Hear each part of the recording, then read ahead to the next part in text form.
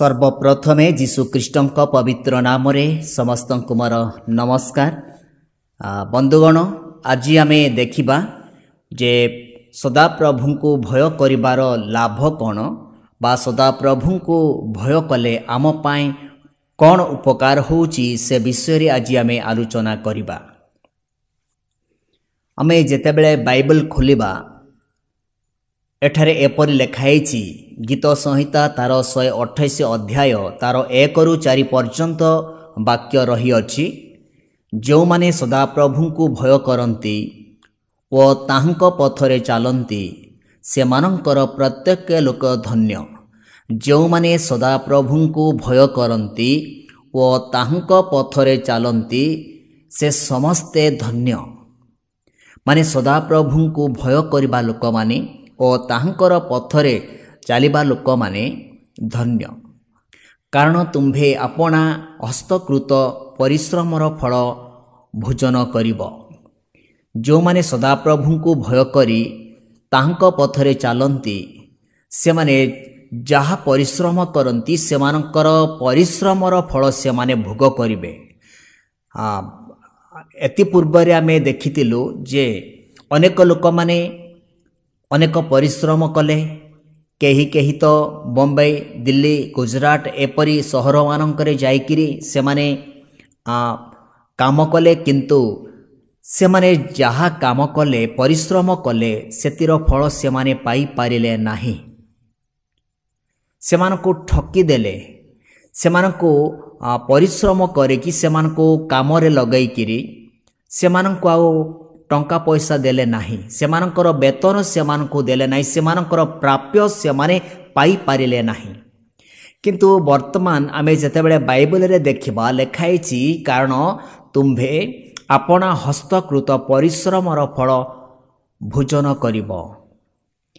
एठरे जदि आमे देखिबा सदाप्रभु परमेश्वरंकर आशीर्वाद, सदाप्रभु परमेश्वरंकर अनुग्रह जो मानंको ठारे थिबो, जहा जो मानंको उपरे सदाप्रभुंको अनुग्रह थिबो से माने जहा परिश्रम करिवे से समस्त परिश्रमर फल से माने ही भोग करिवे। आउ लेखाइछि तुम्भे सुखी हेबो ओ तुम्भर मंगल हेबो। जदि आमे सदाप्रभु को भय करिबा ओ ताहांक पथरे चलिबा ताहेले निश्चय लिखित वाक्य अनुसार आम्भमानकर सुखी हेबो आउ आम्भमानकर मंगल हेबो। कारण सदाप्रभु आम्भमानक संगरे थाई आम्मानकर समस्त चला पथरे आम्मानकर समस्त कार्य से आम्मानको साहाय्य करिवे, आम्मानको अनुग्रह करिवे। लेखाइछि तुम्भर भार्या तुम्भ गृहर अंतपुरे फलवती द्राक्षालता तुल्य हेबो। जदि जणे व्यक्ति सदाप्रभु को भय करुछि आउ ताहांक पथरे चालुछि ताहेले लेखाइछि तांको भार्या तांको गृहर अंतपुरे एक फलवती द्राक्षालता तुल्य हेबो। जो द्राक्षालता की अधिक परिमाण रे फल फड़ुछि एपरी द्राक्षालता तुल्य से हेबो। तुम्भर संतान माने तुम्भ मेजर चारिआडे जित वृक्षर चारा परि हेबे। आउ जो माने सदाप्रभु को भय करिवे तांको पथरे चलिवे सेमानंकर कौन कौन माने गोटे मंगल विषय रही अछि। एठारे लेखाइछि तुम्भर संतान माने तुम्भर मेजर चारिआडे जित वृक्षर चारा परि हेबे। जेपरि जित वृक्षर चारा बहुत सुंदर देखा जाए, बहुत कोमल देखा जाए, बहुत प्रेम भरा थिबो। जदि सकाळे आमे देखिबा जेतेबेले आमे जदि डिसेम्बर आउ जानुआरी मासरे से चारा उपरे जदि आमे दृष्टि पकेइबा ताहेले ताहा एते सुंदर देखा जिवो। माने काकर ता उपरे पड़िथिबो आउ सूर्य किरण ता उपरे जेतेबेले पड़िबो एते सुंदर देखा जिवो जे आमानंकर जो माने कि सदाप्रभु को भय करती और तांको पथरे चलती सेमानकर प्रत्येक संतान माने कौन हेबे जित वृक्षर चारा परि हेबे। सेमानकर मेजर चारिआडे माने से माने जो टेबल रे से माने खाद्य खांती सही खाइबा टेबल चारिआडे से माने जेतेबेले बसिबे से माने गोटे जित वृक्षर चारा पुरी देखा जिवे। एडा होची परमेश्वर को भय करिबा ओ परमेश्वर पथरे चलिबा लोकमानंकर ପରିବାରର ସୌନ୍ଦର୍ଯ୍ୟ ବା ସେମାନଙ୍କର ପରିବାରର ଏପରି ଗୋଟିଏ ମଙ୍ଗଳ ବିଷୟ ଦେଖାଯିବା ବିଷୟରେ ଏଠାରେ ଲେଖାଯାଇଛି।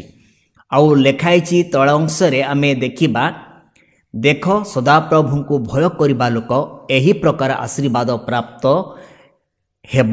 Hallelujah hallelujah. ଯେଉଁମାନେ ସଦାପ୍ରଭୁଙ୍କୁ ଭୟ କରନ୍ତି ଓ ତାହାଙ୍କ ପଥରେ ଚାଲନ୍ତି ସେମାନଙ୍କର ମଙ୍ଗଳ ହେବ, ଆଉ ସେମାନେ ଧନ୍ୟ ହେବେ। ଆଉ ସେମାନଙ୍କର ଭାର୍ଯ୍ୟା, ଯେଉଁ ବ୍ୟକ୍ତି ସଦାପ୍ରଭୁଙ୍କୁ ଭୟ କରିବ, ତାଙ୍କ ପଥରେ ଚାଲିବ, ତାର ଭାର୍ଯ୍ୟା ତାର ଗୃହର ଅନ୍ତଃପୁରରେ ଫଳବତୀ ଦ୍ରାକ୍ଷାଲତା ତୁଲ୍ୟ ହେବ। ଆଉ ତାଙ୍କର ସନ୍ତାନମାନେ ସେମାନଙ୍କର ଖାଇବା ଟେବୁଲ ଚାରିପଟରେ ଜିତ ବୃକ୍ଷର ଚାରା ପରି ହେବେ। ଆଉ ଲେଖାଯାଇଛି ଯେ ସଦାପ୍ରଭୁ ସେମାନଙ୍କୁ ଆଶୀର୍ବାଦ କରିବେ। ଦେଖ ସଦାପ୍ରଭୁଙ୍କୁ ଭୟ କରିବା ଲୋକ ଏହି ପ୍ରକାର ଆଶୀର୍ବାଦ ପ୍ରାପ୍ତ ହେବ। ଯଦି ଆମେ ଅନ୍ୟ ବାଇବଲରେ ଦେଖିବା, ଏଠାରେ ବହୁତ ସୁନ୍ଦର ବିଷୟ ଲେଖାଯାଇଛି। ଆମେ ଦେଖିବା ଗୀତ ସଂହିତା ତାର 66 ଅଧ୍ୟାୟ ଯଦି ଆମେ 16 ପଦରେ ଦେଖିବା, ବହୁତ ସୁନ୍ଦର ବିଷୟ ଲେଖାଯାଇଛି। ହେ ପରମେଶ୍ୱରଙ୍କ ଭୟକାରୀ ସମସ୍ତେ ଆସ ଶୁଣ, ଆଉ ସେ ଆମ୍ଭ ପ୍ରାଣ ପାଇଁ ଯାହା କରିଅଛନ୍ତି ତାହା ମୁଁ ବର୍ଣ୍ଣନା କରିବି। ଏଠାରେ ଲେଖାଯାଇଛି, ହେ ପରମେଶ୍ୱରଙ୍କୁ ଭୟ କରିବା ଲୋକମାନେ ଆସ ଆଉ ଶୁଣ, ଆଉ ଆମ୍ଭମାନଙ୍କ ପ୍ରାଣ ପ୍ରତି ବା ଆମ୍ଭମାନଙ୍କର ପ୍ରାଣ ପାଇଁ ସଦାପ୍ରଭୁ ପରମେଶ୍ୱର କ'ଣ କରିଅଛନ୍ତି ତାହା ମୁଁ ବର୍ଣ୍ଣନା କରିବି ବୋଲି ଲେଖାଯାଇଛି। ଏଠାରେ ଯଦି ଆମେ ଦେଖିବା 20 ପଦରେ ଲେଖାଯାଇଛି, ପରମେଶ୍ୱର ଧନ୍ୟ ହୁଅନ୍ତୁ, ସେ ମୋହର ପ୍ରାର୍ଥନା କିମ୍ବା ମୋ ଠାରୁ ଆପଣା ଦୟା ଦୂର କରିନାହାନ୍ତି। ସଦାପ୍ରଭୁ ଧନ୍ୟ ହୁଅନ୍ତୁ, କାରଣ ସେ ମୋହର ପ୍ରାର୍ଥନା କି ତାର ଦୟା ମୋ ଠାରୁ ଦୂର କରିନାହାନ୍ତି, କିନ୍ତୁ ସେ ମୋର ପ୍ରାର୍ଥନା ଶୁଣିଲେ ଆଉ ସେ ମୋ ପ୍ରତି ଦୟା ବ୍ୟବହାର କଲେ। ତାଙ୍କର ଦୟା ମୋ ପ୍ରତି ପ୍ରକାଶିତ ହେଲା, ତାଙ୍କର ଦୟା ମୁଁ ପାଇଅଛି ବୋଲି ଏଠାରେ ଲେଖାଯାଇଛି। ଏ ବ୍ୟକ୍ତି ଯେଉଁ ବ୍ୟକ୍ତିকে ସଦାପ୍ରଭୁଙ୍କୁ ଭୟ କରିଅଛି, ସେ ଏପରି ଆଶୀର୍ବାଦ ପାଇଲା ପରେ ସେ ପରମେଶ୍ୱରଙ୍କ ବିଷୟରେ ଆଉ ଆମ୍ଭମାନଙ୍କ ପ୍ରାଣ ବିଷୟରେ ପରମେଶ୍ୱର କ'ଣ କରିଛନ୍ତି ସେ ସମସ୍ତ ବିଷୟ ସେ ବର୍ଣ୍ଣନା କରି କହୁଛନ୍ତି। ଯଦି ଆମେ ମଲାଖୀ ପୁସ୍ତକ ତାର 3 ଅଧ୍ୟାୟ 16 ପଦରେ ଦେଖିବା, ପରମେଶ୍ୱରଙ୍କୁ ଭୟ କରିବାର ଲାଭ କ'ଣ ବା ସେଥିରେ ଆମ୍ଭମାନଙ୍କର କ'ଣ ମିଳୁଛି ବା ଆମ୍ଭମାନଙ୍କ ପାଇଁ କ'ଣ ରହିଅଛି, ଏଠାରେ ସ୍ପଷ୍ଟ ଭାବରେ ଲେଖାଯାଇଛି ସେହି ସମୟରେ ଯେଉଁମାନେ ସଦାପ୍ରଭୁଙ୍କୁ ଭୟ କଲେ ସେମାନେ ଏକ ଆରେକର ସଙ୍ଗେ କଥାବାର୍ତ୍ତା କଲେ। ସଦାପ୍ରଭୁଙ୍କୁ ଭୟ କରିବା ଲୋକମାନେ ଯେତେବେଳେ ପରସ୍ପର କଥା ହେଉଛନ୍ତି ସେତେବେଳେ ପରମେଶ୍ୱର କ'ଣ କରୁଛନ୍ତି ଏଠାରେ ଲେଖାଯାଇଛି, ଆଉ ସଦାପ୍ରଭୁ ମନୋଯୋଗ କରି ତାହା ଶୁଣିଲେ। ଯେତେବେଳେ ସଦାପ୍ରଭୁଙ୍କୁ ଭୟ କରିବା ଲୋକମାନେ ପରସ୍ପର କଥାବାର୍ତ୍ତା କରନ୍ତି ସେତେବେଳେ ସଦାପ୍ରଭୁ ସେମାନଙ୍କର କଥା ଶୁଣନ୍ତି।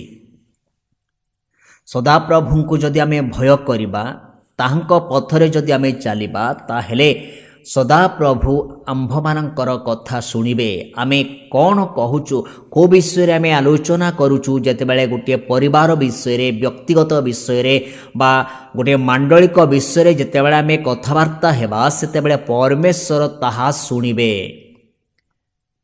ଆଉ ଲେଖାଯାଇଛି ଯେ ଓ ଯେଉଁମାନେ ସଦାପ୍ରଭୁଙ୍କୁ ଭୟ କଲେ ଓ ତାହାଙ୍କ ନାମ ଧ୍ୟାନ କଲେ ସେମାନଙ୍କ ନିମନ୍ତେ ଏକ ସ୍ମରଣାର୍ଥକ ପୁସ୍ତକ ଖୋଲାଗଲା ବା ତାହାଙ୍କ ଛାମୁରେ ଲେଖାଗଲା। ମାନେ ଯେଉଁମାନେ ସଦାପ୍ରଭୁଙ୍କୁ ଭୟ କରନ୍ତି ବା ଯେଉଁମାନେ ସଦାପ୍ରଭୁଙ୍କୁ ଭୟ କଲେ ଓ ତାହାଙ୍କୁ ଧ୍ୟାନ କଲେ ସେମାନଙ୍କ ନିମନ୍ତେ ଏକ ପୁସ୍ତକ, ସ୍ମରଣାର୍ଥକ ପୁସ୍ତକ ଲେଖାଗଲା ବୋଲି ଲେଖାଇଛି। ପରମେଶ୍ୱରଙ୍କ ସମ୍ମୁଖରେ ତାହା ଲେଖାଗଲା। କ'ଣ ବୋଲି ଲେଖାହେଲା, ମାନେ ଏମାନଙ୍କର ନାମ ସେଠାରେ ଲେଖାଇଛି। ସେଇଟା ହେଉଛି ସ୍ମରଣାର୍ଥକ ପୁସ୍ତକ। ଯେଉଁମାନେ ସଦାପ୍ରଭୁଙ୍କୁ ଭୟ କରନ୍ତି ଓ ସଦାପ୍ରଭୁଙ୍କୁ ସେମାନେ ଧ୍ୟାନ କରନ୍ତି, ମାନେ ପରମେଶ୍ୱରଙ୍କର ବାକ୍ୟ ଧ୍ୟାନ କରନ୍ତି, ଯାହାକି ଗୀତ ସଂହିତା 1 ଅଧ୍ୟାୟରେ ଲେଖା ହେଇଛି। ଯେଉଁମାନେ ଦିବାରାତ୍ର ତାହାଙ୍କର ବାକ୍ୟ ଧ୍ୟାନ କରନ୍ତି, ତାଙ୍କର ବ୍ୟବସ୍ଥା ଧ୍ୟାନ କରନ୍ତି, ସେମାନେ ଧନ୍ୟ। ଆଉ ସେମାନଙ୍କ ପାଇଁ କ'ଣ ଖୋଲା ହେଲା, କ'ଣ ଲେଖା ହେଲା? ଏକ ପୁସ୍ତକ ପରମେଶ୍ୱରଙ୍କ ସମ୍ମୁଖରେ ଖୋଲା ହେଲା ଆଉ ସେଠାରେ ଲେଖା ହେଇଛି, ମାନେ ଲେଖାଗଲା ସେମାନଙ୍କ ବିଷୟରେ ସେଠି ଲେଖା ହେଲା। ଆଉ ମଲାଖୀ ଯଦି 4 ଅଧ୍ୟାୟ 2 ପଦରେ ଦେଖିବା, ଏଠାରେ ମଧ୍ୟ ସଦାପ୍ରଭୁଙ୍କୁ ଭୟ କରିବା ଲୋକମାନଙ୍କ ପାଇଁ ବହୁତ ସୁନ୍ଦର ବିଷୟ ଲେଖା ହେଇଛି। ମାତ୍ର ଆମ୍ଭ ନାମକୁ ଭୟ କରୁଅଛ ଯେ ତୁମ୍ଭେମାନେ ତୁମ୍ଭମାନଙ୍କ ପ୍ରତି ଧର୍ମରୂପ ସୂର୍ଯ୍ୟ ଓ ଆରୋଗ୍ୟଦାୟକ କିରଣ ସଂଯୁକ୍ତ ହୋଇ ଉଦିତ ହେବେ। ଯେଉଁମାନେ ସଦାପ୍ରଭୁଙ୍କୁ ଭୟ କରନ୍ତି ସେମାନଙ୍କ ପ୍ରତି କ'ଣ ଉଦିତ ହେବ? ଧର୍ମରୂପ ସୂର୍ଯ୍ୟ ଓ ଆରୋଗ୍ୟଦାୟକ କିରଣ ସଂଯୁକ୍ତ ହୋଇ ଉଦିତ ହେବେ। ଅନେକ ସମୟରେ ଲୋକମାନେ କ'ଣ ହୁଅନ୍ତି? ଯେତେବେଳେ ସେମାନେ ପୀଡ଼ିତ ହୋଇଯାନ୍ତି, ରୋଗଗ୍ରସ୍ତ ହୁଅନ୍ତି, ସେତେବେଳେ ସେମାନେ ଦୁଃଖରେ ସେମାନେ କଲବଲ ହୁଅନ୍ତି, ଯନ୍ତ୍ରଣା ହେଇକରି ସେମାନେ ବହୁତ କଷ୍ଟରେ ଜୀବନଯାପନ କରନ୍ତି। କିନ୍ତୁ ସେ ପର୍ଯ୍ୟନ୍ତ ସେମାନେ ସଦାପ୍ରଭୁଙ୍କୁ ଭୟ କରିବା ବିଷୟ ବା ସଦାପ୍ରଭୁଙ୍କ ନିକଟରେ ପ୍ରାର୍ଥନା କରିବା ବିଷୟ ସେମାନେ ଆଉ ସ୍ମରଣ କରନ୍ତି ନାହିଁ। କିନ୍ତୁ ଏଠାରେ ଲେଖା ହେଇଛି, ଯଦି ଆମେ ପ୍ରକୃତରେ କୌଣସି ଗୋଟିଏ ସ୍ୱାର୍ଥ ପାଇଁ ନୁହେଁ, କୌଣସି ବିଷୟ ପାଇବା ପାଇଁ ନୁହେଁ, କିନ୍ତୁ ପରମେଶ୍ୱର ଆମ୍ଭମାନଙ୍କୁ ସୃଷ୍ଟି କଲେ, ସେ ସବୁବେଳେ ଆମମାନଙ୍କୁ ଆଶୀର୍ବାଦ କରୁଛନ୍ତି, ସେ ଆମମାନଙ୍କୁ ସମସ୍ତ ବିପଦ ଆପଦରେ ରକ୍ଷା କରୁଛନ୍ତି। ଏଥିପାଇଁ ଆମେ ତାଙ୍କୁ ଭୟ କରିବା। ଆମେ ପରମେଶ୍ୱରଙ୍କୁ ଭୟ କରିବାର ଏହା ନୁହେଁ ଯେ ସେ ଆମକୁ ମାରିବେ, ସେ ଆମକୁ ବିନାଶ କରିବେ, ସେ ଆମକୁ ଅଭିଶାପ ଦେବେ, ଏଥିପାଇଁ ତାକୁ ଭୟ କରିବା, ଏମିତି ନୁହେଁ। କିନ୍ତୁ ପରମେଶ୍ୱର ଆମକୁ ଯେଉଁ ପ୍ରେମ କରୁଛନ୍ତି, ଆମ ପ୍ରତି ତାଙ୍କର ଯେଉଁ କରୁଣା ରହିଅଛି, ତାଙ୍କର ଦୟା ରହିଅଛି, ଏଥିପାଇଁ ଆମେ ତାଙ୍କୁ ଭୟ କରିବା, ତାଙ୍କୁ ମାନ୍ୟତା ଦେବା, ତାଙ୍କୁ ଆମେ କ'ଣ ସମ୍ମାନ କରିବା, ପରମେଶ୍ୱରଙ୍କୁ ଆମେ ଆଦର କରିବା, ତାକୁ ଭୟ କରିବା, ତାକୁ ମାନ୍ୟତା ଦେବା। ଏ ବିଷୟରେ ଏଠାରେ ଲେଖା ହେଇଛି। ନା କି ପରମେଶ୍ୱର ଆମକୁ ମାରିଦେବେ, ଆମକୁ ବିନାଶ କରିବେ, ଆମକୁ ଅଭିଶାପ ଦେବେ, ଏଥିପାଇଁ ଆମେ ପରମେଶ୍ୱରଙ୍କୁ ଭୟ କରିବା, ଏପରି ଲେଖା ହେଇନି। କିନ୍ତୁ ସେ ଆମକୁ ପ୍ରେମ କରୁଛନ୍ତି, ଆମକୁ ଅନୁଗ୍ରହ କରିଅଛନ୍ତି, ଆମକୁ ସେ ସବୁବେଳେ ରକ୍ଷା କରୁଛନ୍ତି। ଏଥିପାଇଁ ଆମେ ତାଙ୍କୁ ଭୟ କରିବା, ତାଙ୍କୁ ଆଦର କରିବା, ତାଙ୍କୁ ମାନ୍ୟତା ଦେବା ଆମର କର୍ତ୍ତବ୍ୟ ରହିଅଛି। ଆଉ ଲେଖା ହେଇଛି ଯେ ଧର୍ମରୂପ ସୂର୍ଯ୍ୟ ଓ ଆରୋଗ୍ୟଦାୟକ କିରଣ ସଂଯୁକ୍ତ ହୋଇ ଉଦିତ ହେବ, ଆଉ ତୁମ୍ଭେମାନେ ବାହାର ହୋଇ ହୃଷ୍ଟପୁଷ୍ଟ ଗୋବତ୍ସ ତୁଲ୍ୟ କୁଦା ମାରିବ। ହାଲେଲୁୟା। ମାନେ ଯେତେବେଳେ ଏ ଧର୍ମରୂପ ସୂର୍ଯ୍ୟ ଓ ଆରୋଗ୍ୟଦାୟକ କିରଣ ସଂଯୁକ୍ତ ହୋଇ ଆମ ପ୍ରତି ଉଦିତ ହେବ, ଆମକୁ ଯେତେବେଳେ ସେ ସ୍ପର୍ଶ କରିବ, ସେତେବେଳେ କ'ଣ ହେବ? ଆମେ ପୁରା ସୁସ୍ଥତା ଲାଭ କରିବା, ଆମେ ସୁସ୍ଥ ସବଳ ରହିବା। ଯେପରିକି ବାଛୁରୀ ଯେପରି ସେ ଡିଆଁ ମାରୁଛି, ସେ ଖେଳୁଛି, ସେ ଖୁସିରେ ସେ ଯେପରିକି ଡେଉଁଛି, ସେମିତି ଆମେ କ'ଣ କରିବା? ହୃଷ୍ଟପୁଷ୍ଟ ଗୋବତ୍ସ ତୁଲ୍ୟ କୁଦା ମାରିବ ବୋଲି ଲେଖା ହେଇଛି।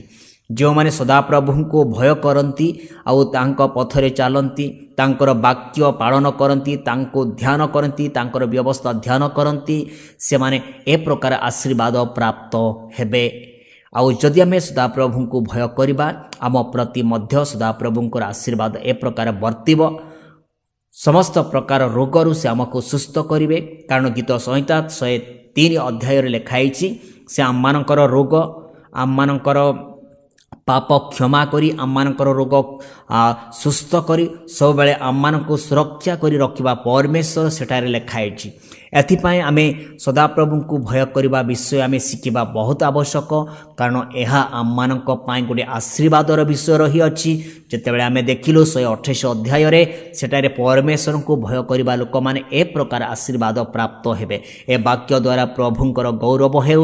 ଆଉ ଯେତିକି ଲୋକ ବା ଯେତିକି ମୋର ବନ୍ଧୁମାନେ, ମୋର ଭାଇମାନେ ଏ ବାକ୍ୟ, ଏ ଭିଡ଼ିଓ ମାଧ୍ୟମରେ ଶୁଣିଲେ, ପ୍ରଭୁ ଆପଣମାନଙ୍କୁ ଆଶୀର୍ବାଦ କରନ୍ତୁ। ଆପଣଙ୍କର ପରିବାର ଉପରେ ଆଶୀର୍ବାଦ ବର୍ତ୍ତୁ ସଦାପ୍ରଭୁଙ୍କର। ଆଉ ଏପରି ସଦାପ୍ରଭୁଙ୍କ ବାକ୍ୟ ଶୁଣି ତାଙ୍କର ବାକ୍ୟ ଧ୍ୟାନ କରି ସଦା ସର୍ବଦା ଆପଣମାନେ ଜୀବନଯାପନ କରନ୍ତୁ। ପରମେଶ୍ୱର ଆପଣମାନଙ୍କ ସଙ୍ଗରେ ଅଛନ୍ତି। ପରମେଶ୍ୱର ଆପଣମାନଙ୍କୁ ଆଶୀର୍ବାଦ କରିସାରିଲେଣି। ଏଥିପାଇଁ ଆପଣମାନେ ସଦାପ୍ରଭୁଙ୍କୁ ଭୟ କରି ତାଙ୍କର ଆଶୀର୍ବାଦକୁ ଗ୍ରହଣ କରନ୍ତୁ। ପ୍ରଭୁଙ୍କର ଗୌରବ ହେଉ। ସମସ୍ତଙ୍କୁ ମୋର ନମସ୍କାର।